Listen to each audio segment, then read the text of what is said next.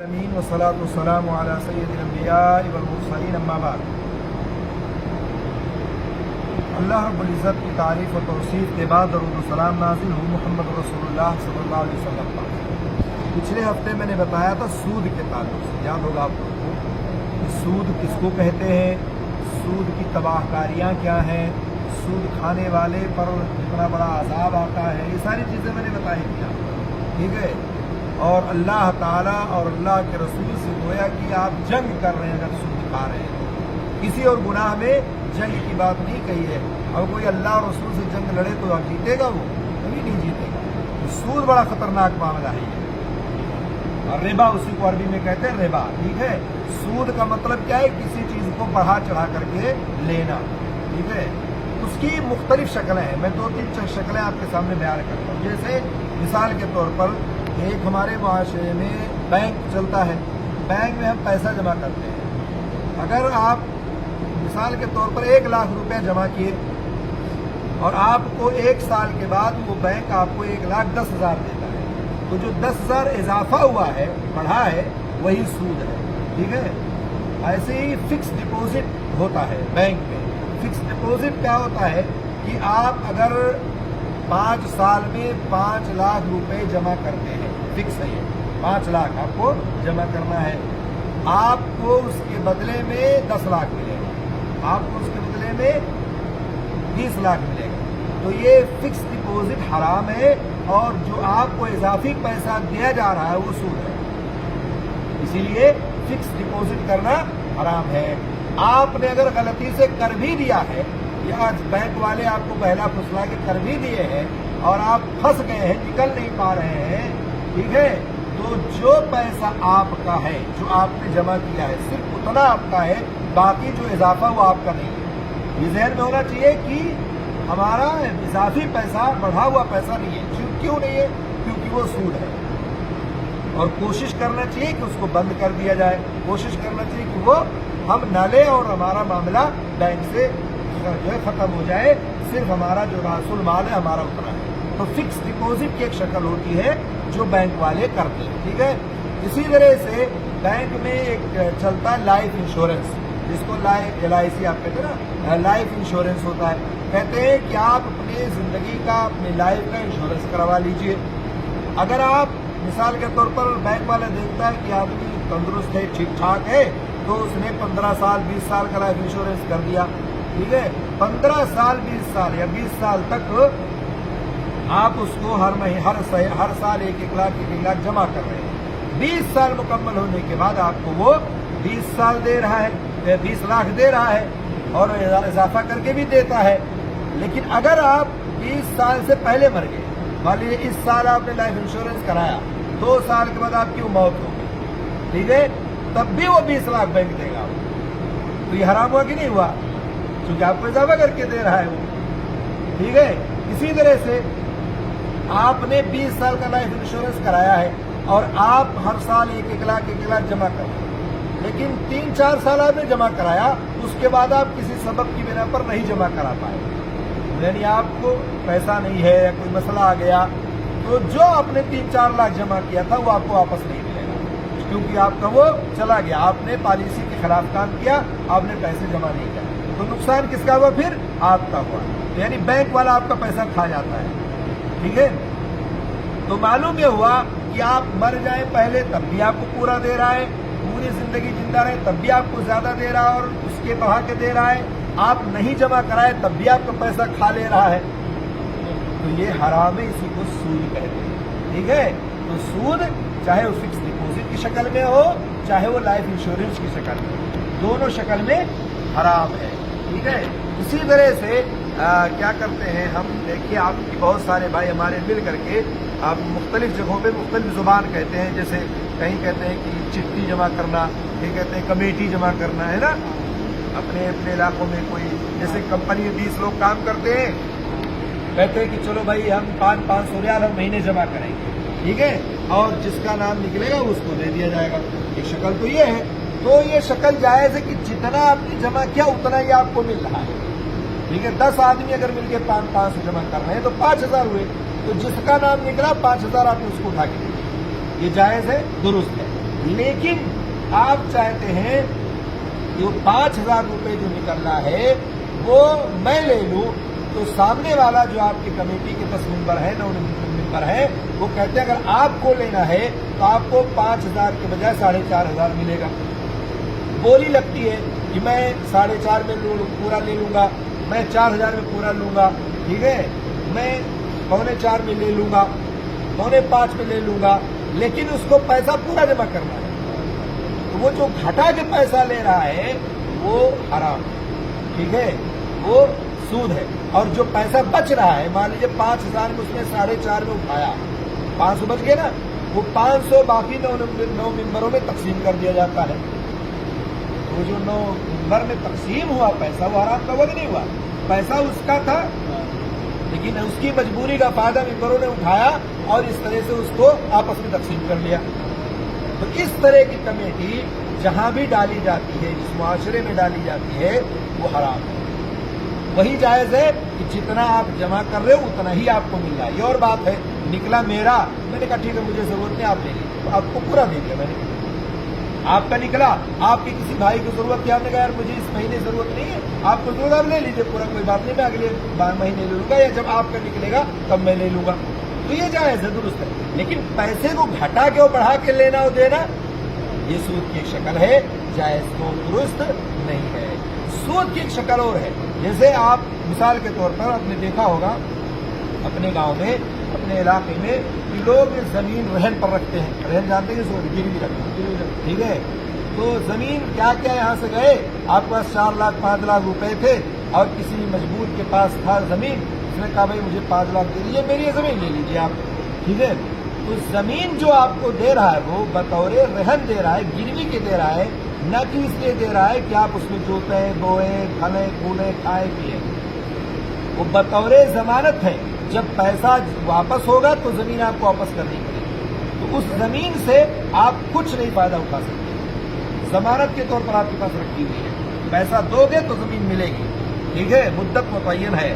اسی طرح سے آپ نے کسی کو گھر ہے، آپ نے دے دیا بھائی یہ گھر ہے ہمارا، ٹھیک ہے، اور یہ گھر جو دے رکھا ہم نے، آپ اس کو رکھ لیجئے اور مجھے اتنا پیسہ دے دیجئے۔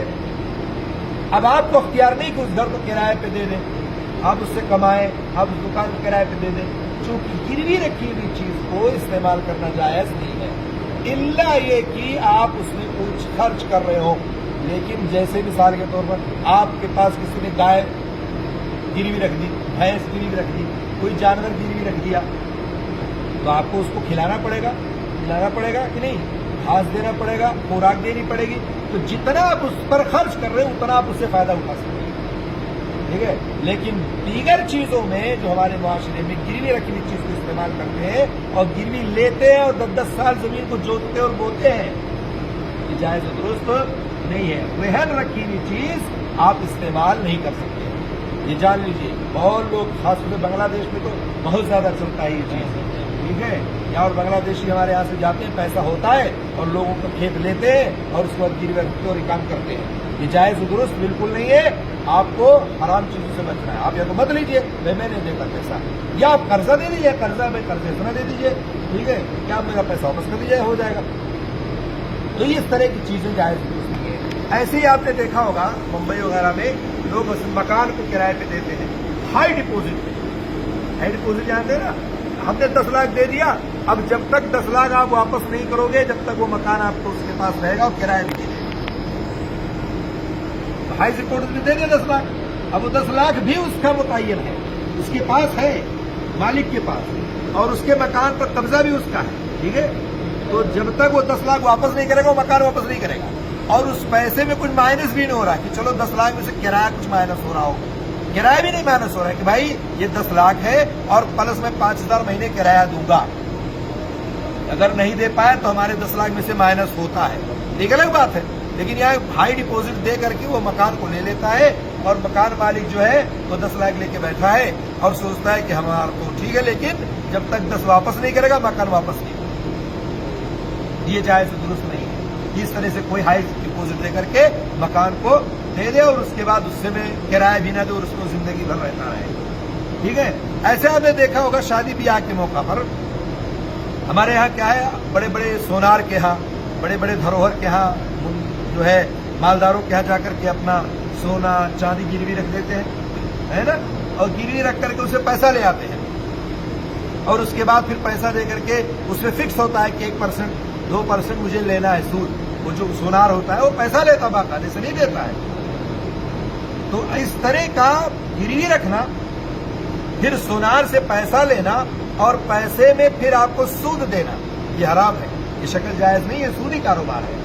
ठीक है, वो तो गैर मुस्लिम है, हिंदू है, लेकिन आप मुसलमान और आप ये काम कर रहे हैं। ठीक है, ये शक्ल भी सूद की जायज सूद है और सूद की शक्ल भी जो है बहुत खराब है, खतरनाक है। बहुत सारे लोग जेवरात सोना चांदी रख रख करके और सोनारों से बड़े बड़े लोगों से पैसा लेते हैं और पैसा लेकर के फिर क्या करते हैं, रख देते हैं और उसके बाद फिर जो है ये काम करते हैं और उसके बाद फिर जब छुड़ाने जाएंगे पता लगा कि कई % सूद उसको दे रहे हैं, पैसा दे रहे हैं इजाफा करके बढ़ा करके। ये जायज और दुरुस्त नहीं है। ऐसे आपने देखा होगा शादी ब्याह के मौका पर आप सोना खरीदने गए, मिसाल के तौर पर बीवी के लिए हार खरीदने गए या बहू के लिए हार खरीदने गए, आप अपना पुराना सोना लेकर के गए हैं। ठीक है, पुराना सोना लेकर के गए हैं तो आप क्या कहते हैं कि भाई इसको आप देख ले कितना है और इसके बाद जितना इजाफा पैसा हो रहा है मैं बढ़ा के दे दूंगा, नया जेवर नया सोना खरीदने के बदले। तो ये शक्ल जायज नहीं। उसकी शक्ल क्या है? उसकी शक्ल ये है कि आप पुराना सोना पहले बेचें, बेच करके अपने कब्जे में माल को लें, यानी पैसे को, फिर आप नया सोना खरीदें।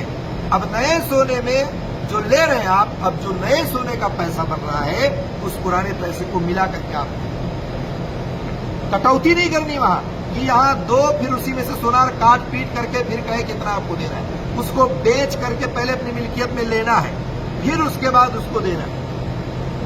जो कि कुछ चीजें ऐसी हैं जो यदन बेयदीन होती, हाथों हाथ। ठीक है, जैसे सोना है, चांदी है, ठीक है, जैसे गेहूं है, ऐसे ही नमक है, ऐसे ही खजूर है। कुछ अजनास, कुछ अशिया ऐसे हैं जो हाथों हाथ लेन देन करना, उसमें उधार नहीं चलता है, उधारी कारोबार चले। उधारी कारोबार नहीं है कि मान लीजिए इस साल हमारे पास इतना अच्छा गेहूं पैदा हुआ तो आप ले लीजिए और अगले साल आपका जब पैदा होगा तो दे दीजिएगा, इसी तरह से इसमें कम ज्यादा कर लीजिएगा, या इसके बदले में इतना बढ़ा के दे दीजिएगा, इसके बदले में इतना कम करके दे दीजिएगा, या नहीं। कुछ चीजें ऐसी हैं जिसमें बराबर सराबर हाथों हाथ मामला होगा, हाथों हाथ यदन बेयदिन, और फिर बराबर सराबर होगा, उसमें घटौती बढ़ोती नहीं होगी। एक बार अल्लाह के रसूल सल्लल्लाहु अलैहि वसल्लम के पास खजूर लेकर के हज़रत अबू हुरैरा गालिबन आए, बेहतरीन खजूर थी। ठीक है, तो कहा कि खजूर कहाँ से लाए?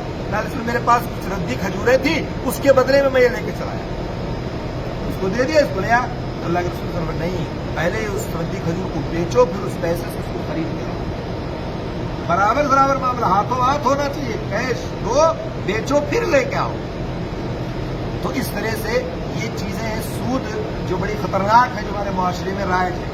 ऐसे लोग देखें, किसान लोग खेती जो है दे देते हैं, खेती दे दी है ना, कहते हैं कि आपको मैं खेत देता हूं और आप मुझे हर बीघे पर 1 कुंटल धान या 1 कुंटल गेहूं देते रहे। अब पैदा हो या ना हो ये तय कर लिया कि मुझे आपको देना है। अब वो किसान के यहाँ पैदा हो या ना हो उसको देना है, तो ये क्या जायज है? हराम है, ये सूद है एक तरह का। ये बेचारा क्या, मान लो बारिश ही नहीं हुई, मान लो इतना हो गया कि डूब गया, अब उसके बावजूद फिर आपको 1 कुंटल कहां से देगा वो? अगर आप ये कहते हैं कि मैं नफा नुकसान दोनों में शामिल हूं, मैं लागत में दोनों शामिल हूं, तो फिर कोई बात नहीं है। अब आपको नहीं, मैंने दे दिया, खलास 10 बीघा आपका है, आप मुझे 10 कुंटल देते रहना। अब चाहे पैदा हो ना हो, 10 कुंटल हो, 100 कुंटल हो, उससे मतलब नहीं आपको। ये जायज नहीं है कि आप उस पर ये मुतय्यन कर दें। अलबत्ता आप अपनी जमीन को इजार पे दे सकते हैं, ये किराया है, आप मुझे इस जमीन का किराया दे दें। जैसे किराए पे मकान दिया जाता है, ऐसे जमीन भी किराए पे दे सकते हैं। भाई मेरे पास 10 बीघा जमीन है और मैं आपको 10,000 रुपया फसल किराया देता हूँ, तो किराया देना जायज है। अब किराया भी आपने ले लिया, अब आपकी जिम्मेदारी है, लेकिन ये शर्त लगाना कि पैदा हो या ना मुझे देना, ये जायज है। ठीक है, इस तरह की सूदी बहुत सारी और शक्लें हैं जो मैंने कुछ आपके सामने बयान कर दी है, इसलिए इससे मुतनब्बे रहना, खबरदार रहना। सूद बड़ा खतरनाक मामला है और ये ऐसी खतरनाक चीज है कि इसके बहुत बड़े गुनाह हैं। इसलिए चाहे बैंक का मामला हो, चाहे लेन देन का मामला हो, चाहे गिरवी का मामला हो, चाहे शादी ब्याह में जो है सोना चांदी खरीदने का मामला हो या इसी तरह से और कोई मामला हो, तो तमाम चीज़ों में आप खबरदार रहना। नहीं मामला समझ में आ रहा है तो अपने अहलियों से पूछो, बताओ कि ये मामला मैं इसको करूँ न करूँ, मैं ऐसा तो नहीं कि मैं फंस जाऊँगा, ऐसा तो नहीं कि मेरे घर में सूद का मामला आ रहा है। आपके पास अगर 10 रुपए हैं और आपके 10 रुपए में 1 रुपया सूद का शामिल हो गया तो आपका सारी इबादत बेकार है, सारे मामले खराब हो गए, क्योंकि आप सूद खा रहे हैं, आप सूद का लिबास पहन रहे हैं, आप सूद का पानी पी रहे हैं, आप सूद का खाना खा रहे हैं, सूद से अपने बच्चों की परवरिश कर रहे हैं, मेहनत करके कमाते हो, मंथली आपको तनख्वाहें मिलती है। ये जो थाईलैंडी लोग खेलते हैं क्या है, ये सूदी तो है, नंबर निकालते हैं, इसी नंबर के चक्कर में कितने लोग कितने साल घर नहीं गए और नंबर निकाल के फंसे पड़े हैं। ये सूद है जो पूरे बहुत सारी जगहों पर ये फैला हुआ है बीमारी, और हमारे बहुत सारे भाई बेचारे फंसे पड़े हैं। उनको इतनी अकल नहीं आती है कि ऐसे काम में अपने पैसे को जाए, महीने की तनख्वाह मिलती नहीं है कि जाके नंबर खरीद के लेके आए, साल में कई 2 साल में एक नंबर निकल गया, बड़े खुश, तो इससे पता नहीं कि कितने उसके पैसे जा चुके उसमें। इसलिए ऐसी चीजों से बचो, बहुत ही खतरनाक मामला है। अल्लाह से दुआ, अल्लाह ताला हम लोग को सूदी कारोबार से, सूदी लेन से और सूद जैसी गलत काम से अल्लाह ताला हम सबको महफूज रखे। आमीन या रब्बल आलमीन। अस्सलामु अलैकुम।